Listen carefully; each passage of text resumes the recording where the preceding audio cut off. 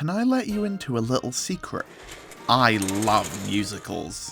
The singing, the dancing, the camp joy of it all. And with the imminent release of Wicked for Good, I thought it would be a wickedly good time to combine it with one of my other passions. Building ridiculous Lego mechs. In my cordial quest to have one mech for every Lego theme ever made. The Wizard of Oz has had a very strange history with Lego. It was first adapted in 2015 under Dimensions, but they only ever made one figure on the Wicked Witch of the West, who would then go on to appear again 2 years later in a Lego Batman movie set of all things, joined by 2 of her flying monkeys.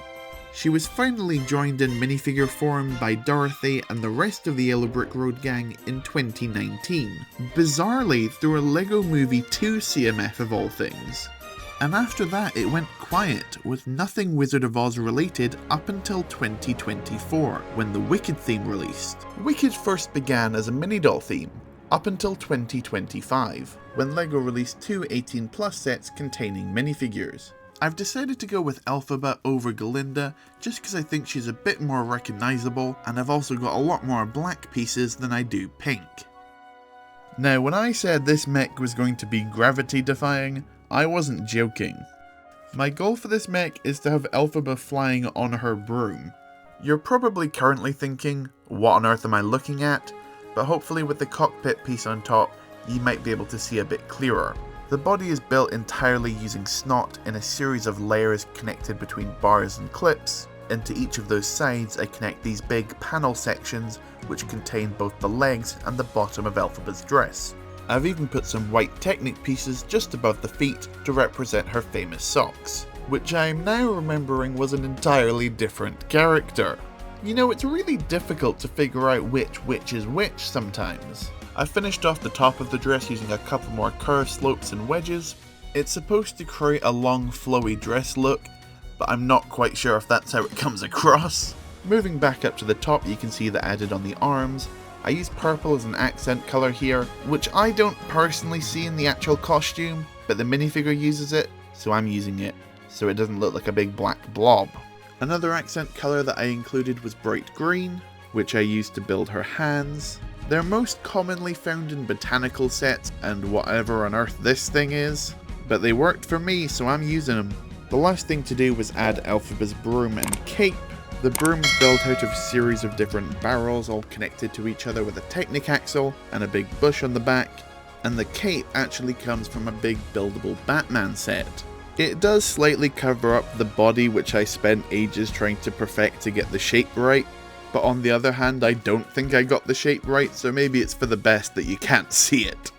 I actually built a full Yellow Brick Road and Emerald City that this mech was supposed to be displayed on. There was a point where I put clear rods underneath the cape so it kind of looked like it was flowing back a bit more, but it just looked quite awkward. I also gave Elphaba a big buildable hat, which also looked very awkward, so I quickly got rid of that. But it ended up just being so big that it didn't fit my camera studio, so I kind of just ended up scrapping it. And I ended up liking this simplified version a lot more.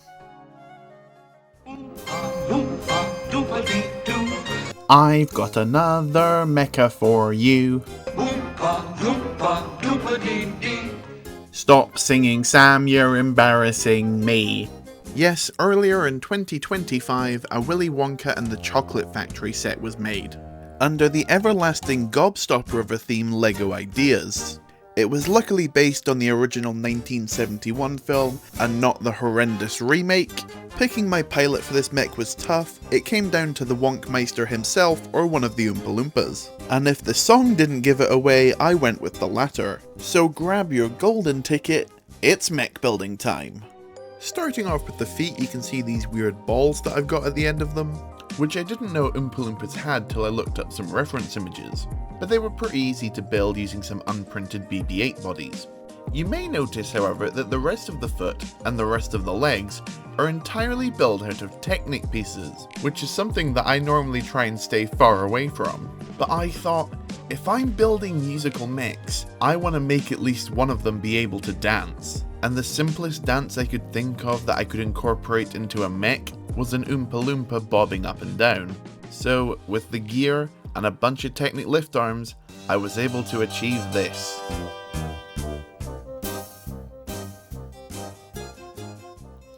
Continuing on with the actual mech, you can see I've put on the cockpit, as well as the actual pilot, as well as the arms. One of the biggest battles with this mech was trying to not make it front heavy so that when the function happened it would just fall flat on its face. And I didn't help that by making the arms as bulky as I have done. You can tell he definitely goes to the gym, because not only does he do squats, but his biceps are massive. I really like how the wrists turned out, which move perfectly into his giant gloves, which I may or may not have stolen from an official LEGO set, but don't tell anyone I told you that. And with the dungaree straps on top, the mech was done. This was one of those mechs that I was really worried about coming across as being too simple at first, but I think the function really helped takes it over the line, even if it gets to a point where he dances so hard that he begins to self-destruct. Guess that brings a new meaning to popping candy.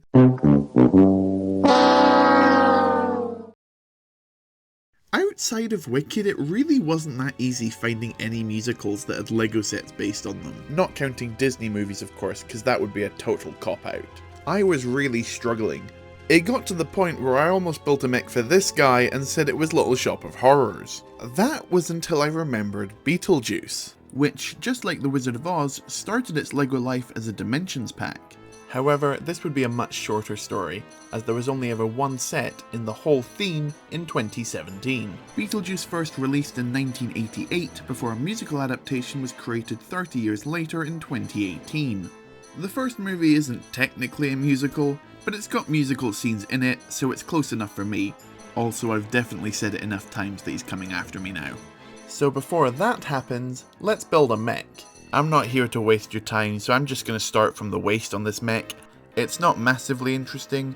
Beetlejuice wears a black and white striped suit, so he's got black and white striped legs. Enough said. At least getting into the torso, you can see I've incorporated his tie, the minifigure of course. You'll also notice that it's quite spiky, which Beetlejuice also becomes in the film. But it's time to make this mech interesting. And that starts around the back, where you can see I've got this large leaning tower coming off him. This is going to act as my base for the sandworm. And no, I'm not building my Dune mech yet. I know it's not technically part of Beetlejuice himself, but it's in the film, it's the correct colour scheme, and I mean just look at it. You can't tell me that doesn't look cool.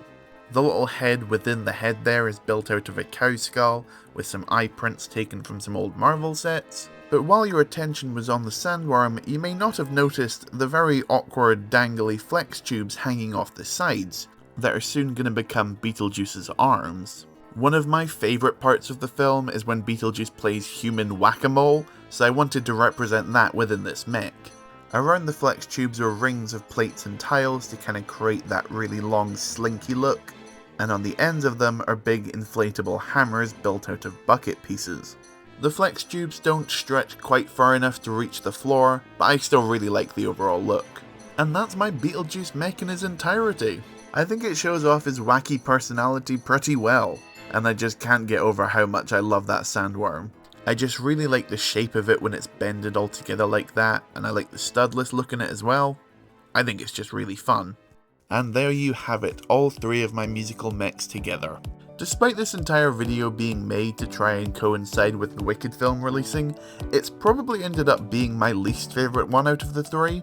I think the idea for the pose was just a little bit too adventurous, but the other two I still really loved. So let me know in the comments which one of the three was your favourite, and while you're down there, suggest some other mechs for me to build in the future.